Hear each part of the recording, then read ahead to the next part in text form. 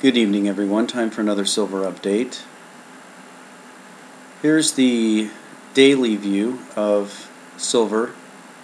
You can see that our MACD is now up to about negative a half. It's starting to move towards the zero line. The price itself is starting to level off, kind of look like it's rolling over, but it is recovered about a third of the way. So those people who do the Fibonacci's would probably say that this is one of the standard retracements, and this may be a point where we move down. I don't really think so.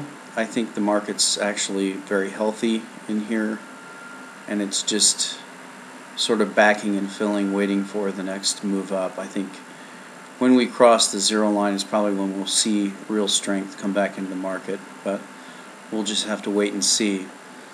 A lot of speculation came out in regards to this move that we had here, what some have termed a parabolic move.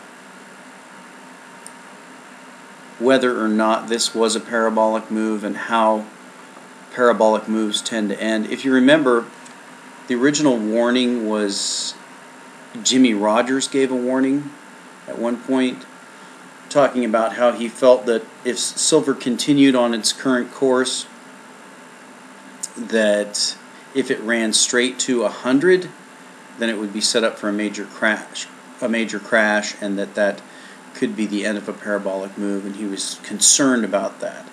So you have to remember that his original concern was a run straight to 100.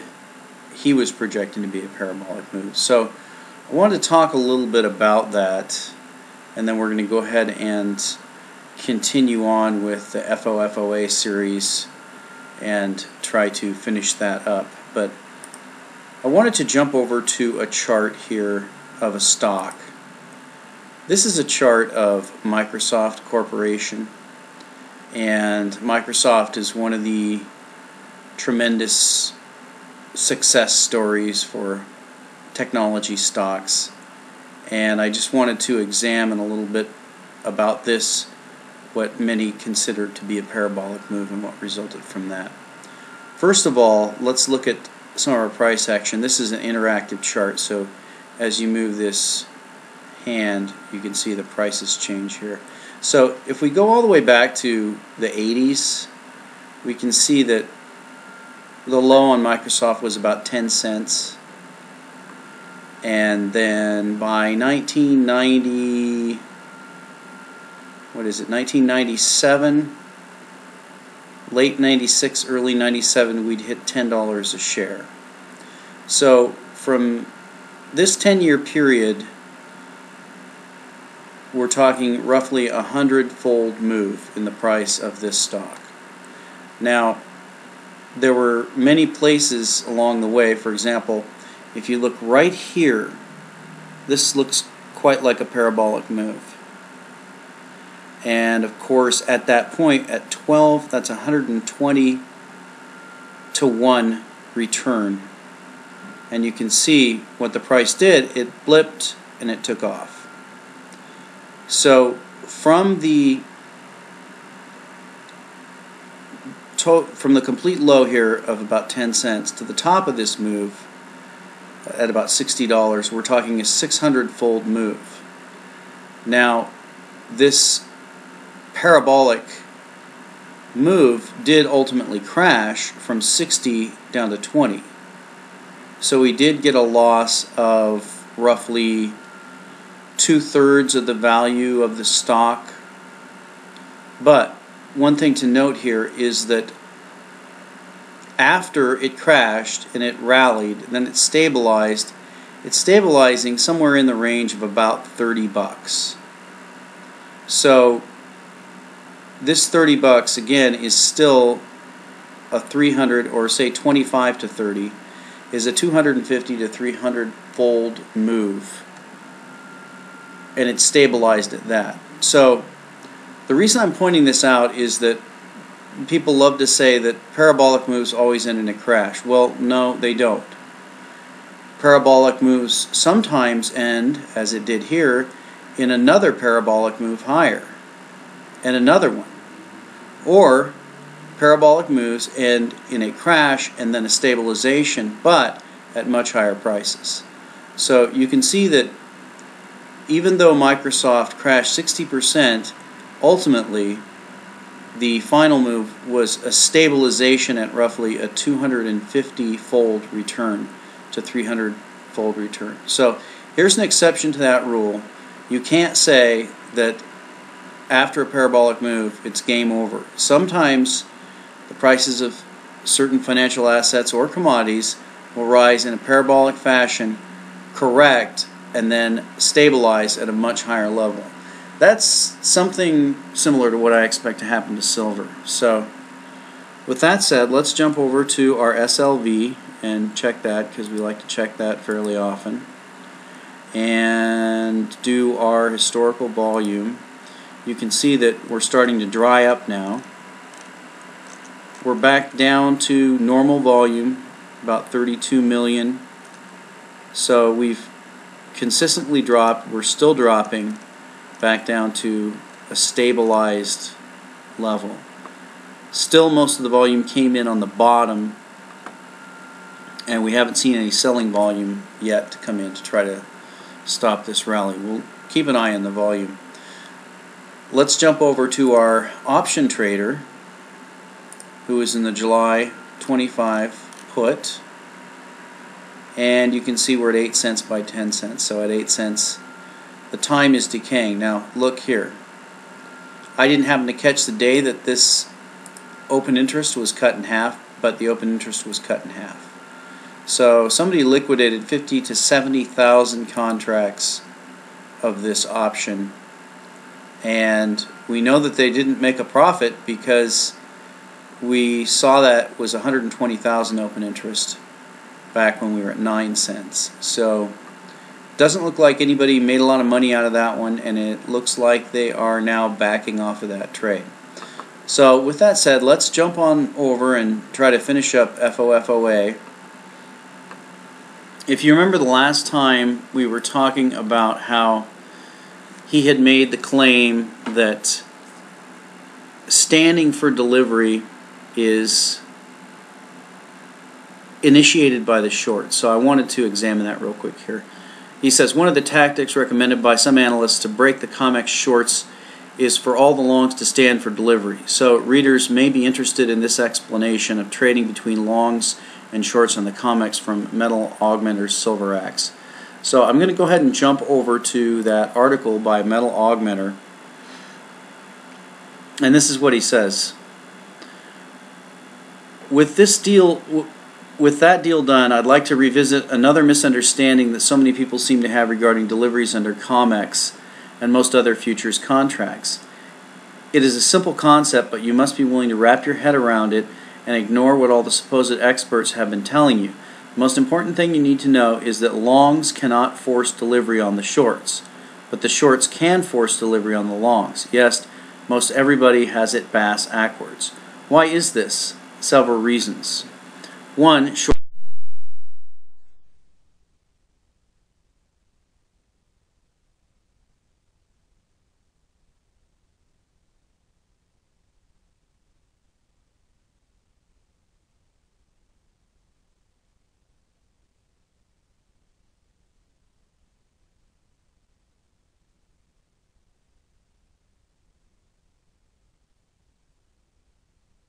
held in the warehouses.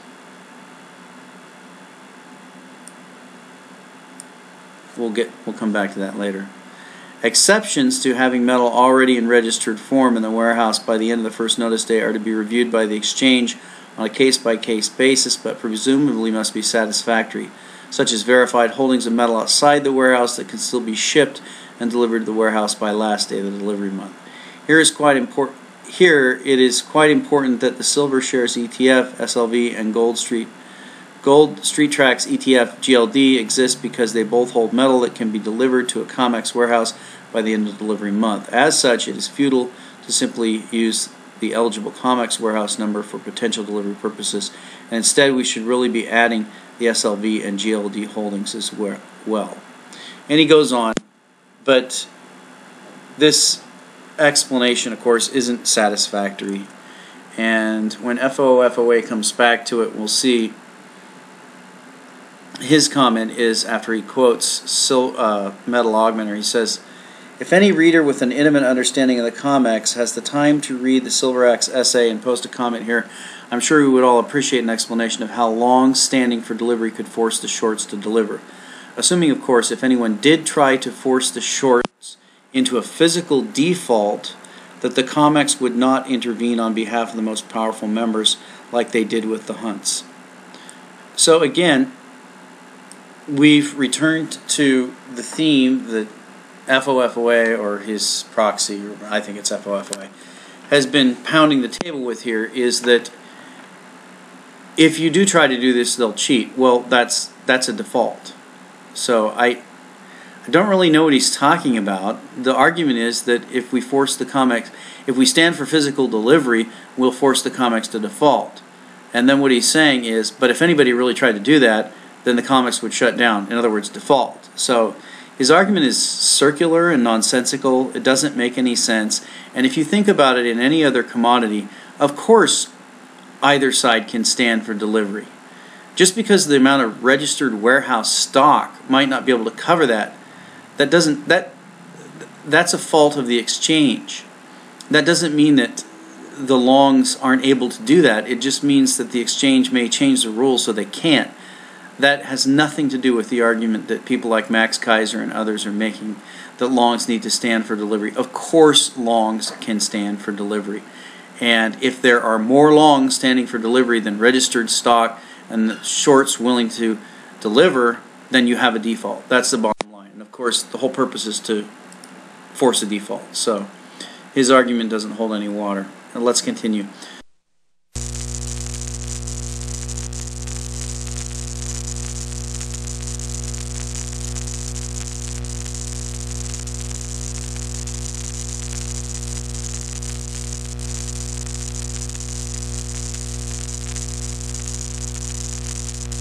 Analyst notes, the big players in banking and finance are using OTC system and have a turnover 12 times out of the public markets. My emphasis. It appears that the volume in the OTC markets and shadow banking dark pools comes at the expense of both liquidity and stability in the public exchanges. As a result, the price discovery function of the public exchanges may be seriously compromised. At the same time, the off-exchange trading must reference, at least to some degree, the prices discovered on the public exchanges. What a freaking mess, but an ideal environment for market manipulation. Again, here he is talking out of both sides of his mouth. People who believe there's a silver shortage, of course, argue that the COMEX is not an accurate price discovery mechanism. We've always argued that, but what we're arguing is that the COMEX is a price suppression mechanism. Now, it's not surprising at all that if the COMEX was a price suppression mechanism, that you'd find all sorts of other markets. For example, think about the miners. If the miners can't get a reasonable price for their silver, or if they think that the price in the COMEX is manipulated, they may just decide to not deliver on the COMEX. They may decide to make deals directly with the industrial users or with the smelters or the people who are manufacturing the coins. They may decide to cut the COMEX out. So he's arguing that the COMEX, in one way he's arguing that the COMEX, is valid, but then in another way he's arguing it's not. So again, he's arguing out of two sides of his mouth, and he's talking about manipulation on the long side. We're not talking about manipulation on the long side. We're talking about manipulation on the short side. So let's continue. David Galland of Casey Research had an interesting discussion with Dr. Andrew Bogan here on the subject of short selling in ETFs. Apparently, some of the stock ETFs have short selling levels up to 1,000% compared to, say, IBM stock around 1.4% short. In order to put their discussion in context, Andrew Bogan explains how ETF shares are created. Shares can be created at the end of any day if someone delivers a basket of underlying stocks to the ETF through an authorized participant, and shares that are not wanted in the marketplace can be redeemed in kind for the underlying stocks, or in some cases cash. That's all been carefully structured and works smoothly. The issue is what happens when short selling dominates the trading. My emphasis. This is the part of the interview I think we should pay close attention to, where they discuss GLD. Keep SLV in mind as you read this. Andrew Bogan, again, my emphasis. The tracking of an ETF's price with the fund's NAV, which historically has been extremely close, is totally dependent on an arbitrage mechanism. The arbitrageur can make money by continuously pushing the price of the ETF towards its NAV. The short position in GLD isn't nearly as large as it is for some equity funds, but we have looked at GLD and it has the same structural issues, just to a lesser extent, at least for now. The short interest in GLD has fluctuated around 20 million shares. Now GLD is a pretty big fund. With 20 million shares short, it's roughly 95% fractionally reserved, but GLD does not have to stay at 95% fractionally reserved. DG. Could they just say, from here on, we're not issuing any more shares? Would that stop the short selling? AB. Not necessarily, because you know the short sellers are selling in fact. It would probably exacerbate the short selling. So as long as the fund is issuing shares, aggregate buying demand can be satisfied by expanding the fund. If they stop issuing shares, aggregate demand would get satisfied by short sales of existing shares. So if anything, closing the issue window would make the problem worse, not better. The bigger challenge might be if there were an actual redemption wave. If that happened when GLD was already substantially fractionally reserved, then you're back to an 1800s gold bank problem. Fractionally reserved banks can be hit with a run. You know, one of the big risks, by the way, that no one has really discussed much is if an ETF were to have a big redemption run in panicky market conditions and halted redemptions, it's quite possible that if redemptions were halted for any length of time, the arbitrageurs would be keeping the share price in line with the NAV. We already know from the flash crash the significant price departure from NAV and quite possible for the ETFs. In his new book, Matt Taibbi discusses the spectacular growth of commodity market speculation. Quote, we know the amount of speculative money in commodities exploded, that between 2003 and 2008, the amount of money in commodities, editor, derivatives, overall went from 13 billion to 317 billion, and that because virtually all investment in commodities is long investment, nearly 25-fold increase necessarily drove oil prices up around the world, putting great gobs of money into the coffers of SWS, my emphasis. In this recent post, so let me stop here. He's kind of rambling on, and he's very hard to follow. I think it's intentional. And this is one of the reasons why I think this is FOFOA, is because it's really, honestly, it's a rambling mass of confusion. He started off trying to make the point about volumes of physical silver traded on the commodities exchanges and the forcing of delivery with the longs forcing it and the shorts and the volume, etc. And now he's drifting off into this bizarre OTC markets, which are they're basically derivatives. They're metal derivatives. And he's going into a long discussion about the metal derivatives, and frankly, he's assuming that there's metal in the SLV. I don't think there is, and he's going way off into. So we'll follow up with that analysis about the derivatives, but it's really not germane to what we're discussing, which is the physical market. But again, FOFOA is very confusing, very hard to understand, and I think it's on purpose. So we'll go ahead and dig further into the derivatives argument next time, and we'll talk to you next time.